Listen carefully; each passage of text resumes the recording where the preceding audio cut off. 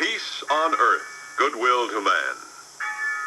This is the dream of the human spirit, the hope of America and all the world.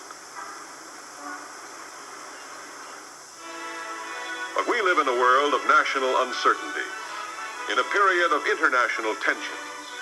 Today, a world at peace. Tomorrow, what? No man can say what tomorrow will bring, the blessings of peace on earth or the devastation of world war. Our country at peace means a railroad system well integrated into the pattern of American life and industry, serving as the nation's basic means of transport. Our country at war means our railroads at war. The most dramatic use of rail transport in time of crisis came during World War II. 90% of all our military supplies and 97% of all organized military travel in the United States were handled by the railroads. This tremendous burden, in addition to supplying the major carrier service for American industry and agriculture during those war years. In the post-war years, the railroads have continued to serve our people and our industries as the lifeline of the nation. On August 6, 1945, an event occurred that changed the world and gave new meaning to railroads in time of national emergency. The first atomic bomb attack, Hiroshima. It heralded the birth of the atomic age and changed the pattern of modern warfare.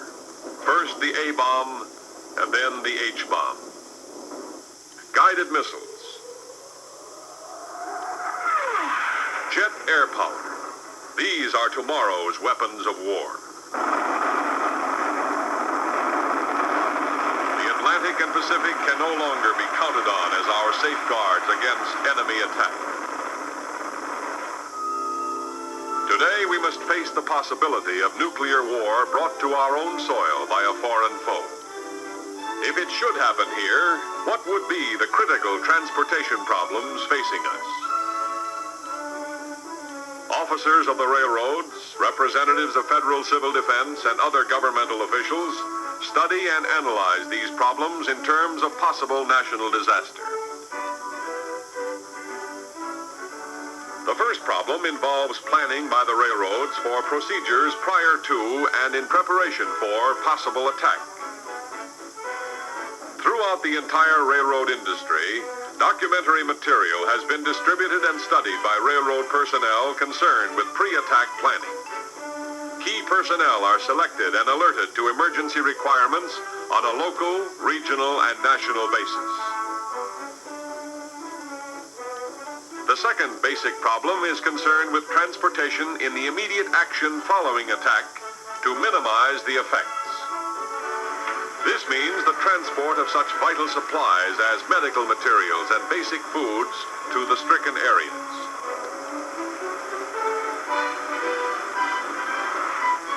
In addition, there must be a steady flow of railway traffic to areas beyond, carrying the necessities of life, grains, vegetables, processed food, and other essentials of day-to-day existence. The third basic problem would be the transport of materials and manpower during the war. This would involve the handling and hauling of the men and machines of actual warfare, the ground troops, the guns and ammunition. It would also take in the long-haul transportation of foodstuffs and fuel from the farms and mines to consumption areas. Food for civilians. Raw materials for factories. The fourth basic transportation problem would be the movement of materials for rebuilding and rehabilitation after the war. This would involve the transportation of the materials and tools of reconstruction, the lumber and metal, the brick and cement, the equipment and machinery needed to repair and rebuild after the devastation of modern warfare. The railroads of America recognize these problems and are preparing to meet them. Therefore, the improvements made by railroads in time of peace are the same improvements that add to their ability and capacity to meet emergencies in time of war. Since World War II, the railroad industry has initiated a widespread program of improvements in locomotives,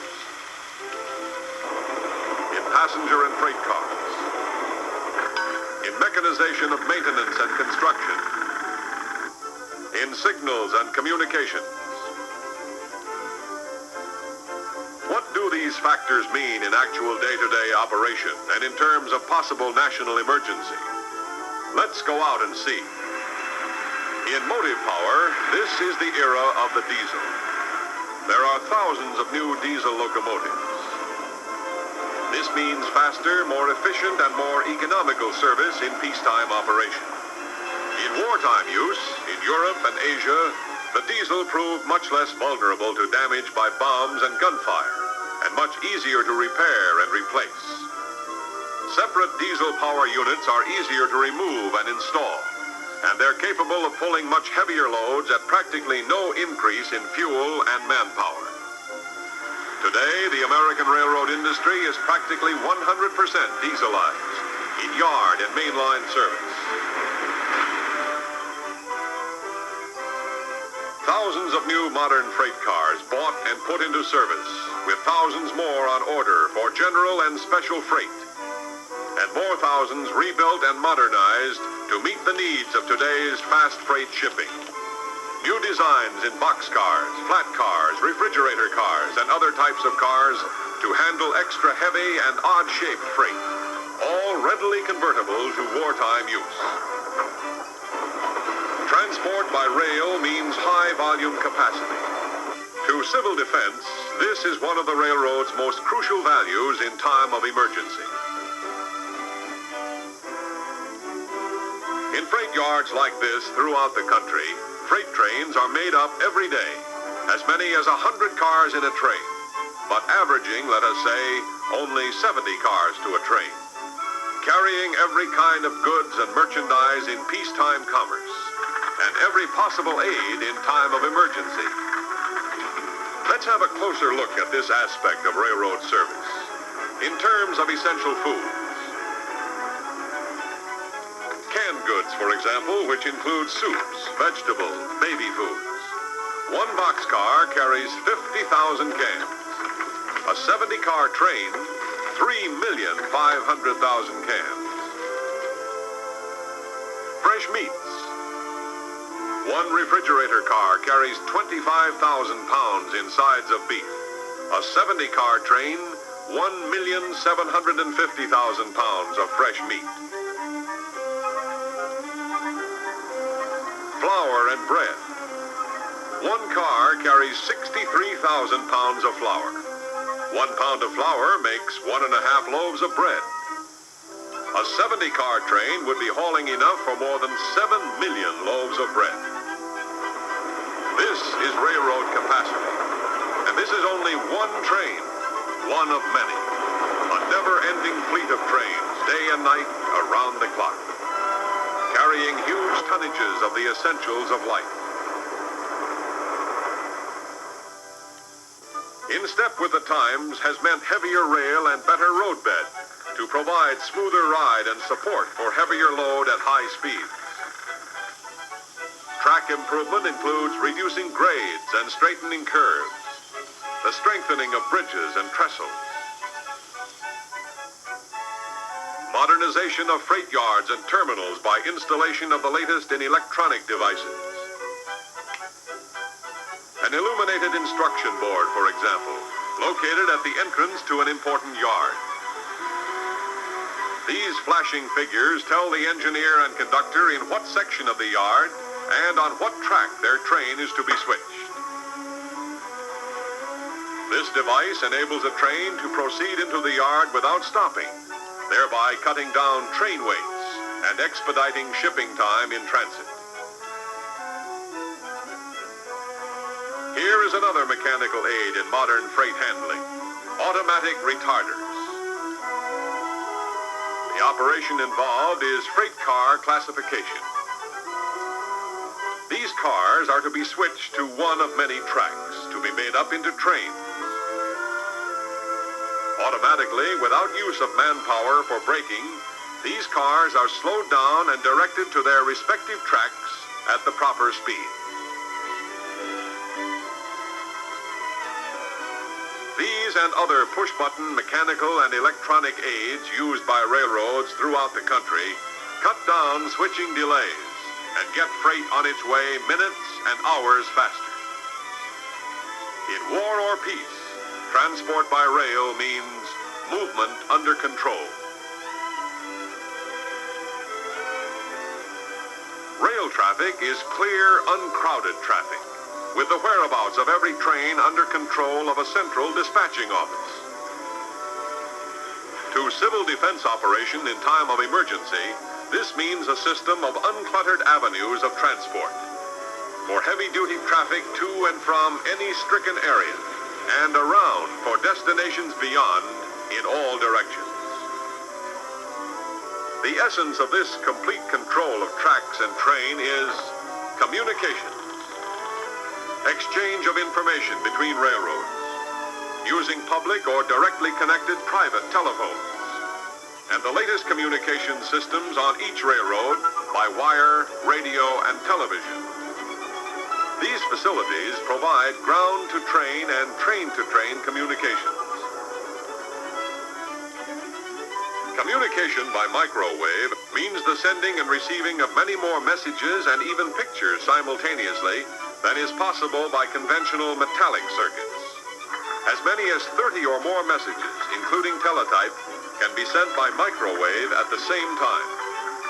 This is of inestimable value in case of breakdown of single message circuits on the railroad, or in situations calling for urgent transmission of multiple messages or information.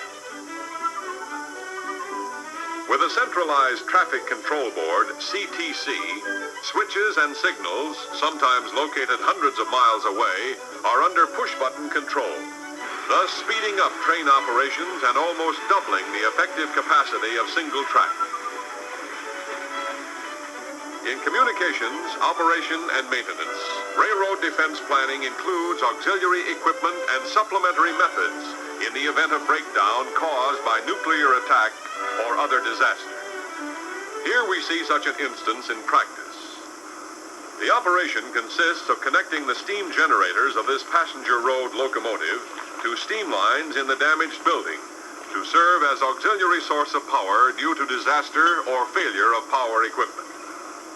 In any emergency where there might be power failure or certain areas knocked out of operation, auxiliary units are ready to take over. And throughout the country, railroads have designated auxiliary equipment centers as emergency storage areas.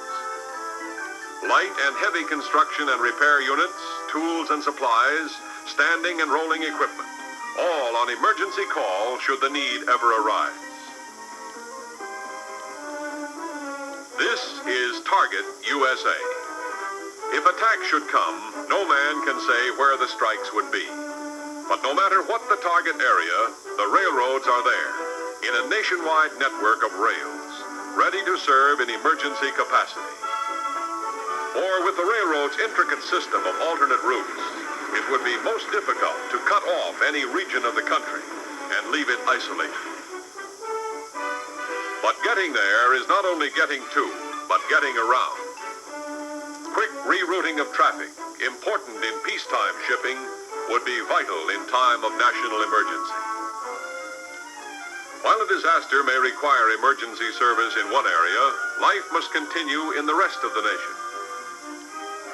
The fortunate who are not caught in the stricken area must also continue to live. That means receiving the materials of life and in turn sending other materials to other areas, including the stricken area, to maintain life. Our railway lines do much to make this possible, rerouting and diverting the flow of goods around points of rail breakage, thus maintaining the flow of vital traffic in all directions. This is railroad flexibility, the entire rail mileage of continental America. One great network on which cars and, if necessary, locomotives of any railroad can operate over the tracks of any other railroad.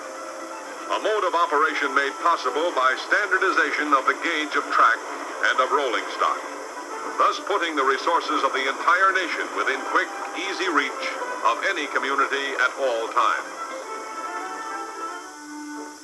Each form of transport requires certain conditions and man-made facilities in order to function. It is true that trains must have tracks.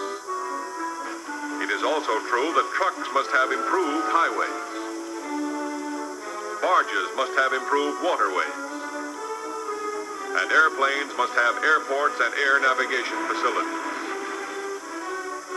Each its own needs, its advantages, its limitations, but together constituting Transportation USA in peacetime commerce and in national emergency.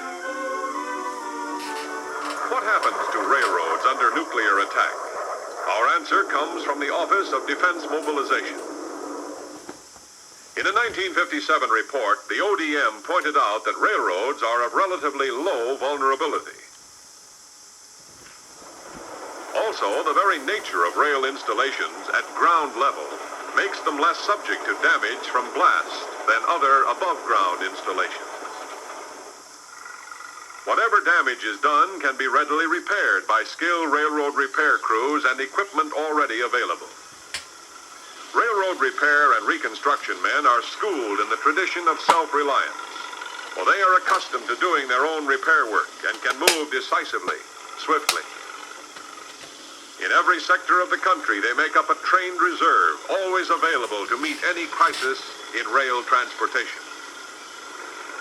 But in areas of heavy contamination from radioactive fallout, reconstruction could proceed only following radioactive decay or decontamination. During that period, however, railroad repair crews would lay auxiliary rails to bypass and avoid the heaviest contamination. As the nation's basic means of transport, the railroads are integrated into civil defense emergency planning. By their very nature, railroads are well dispersed on a 24-hour basis. The network of tracks covers the entire nation. And at any time of day or night, trains en route and those outside of critical target areas would be away from locations where bombs are apt to fall. Throughout the country, railroad operations are coordinated with defense planning in a two-part pattern for survival in time of crisis. First, to serve stricken areas, and second, to maintain constant flow of vital freight traffic around and beyond stricken areas. America looks to the railroads as the major source of its transportation, the backbone of all large-scale freight traffic, handling any kind of freight anywhere, anytime, in war and peace. Our nation hopes for peace. But in this atomic age, we must be prepared to meet any emergency of nuclear warfare. The capacity to meet these potential emergencies might well determine our national survival. The present railroad improvements and the plans with civil defense and other governmental agencies immeasurably increase the capacity of the railroads to meet possible future emergencies. It means improved service today. It means ability and capacity to meet emergencies tomorrow.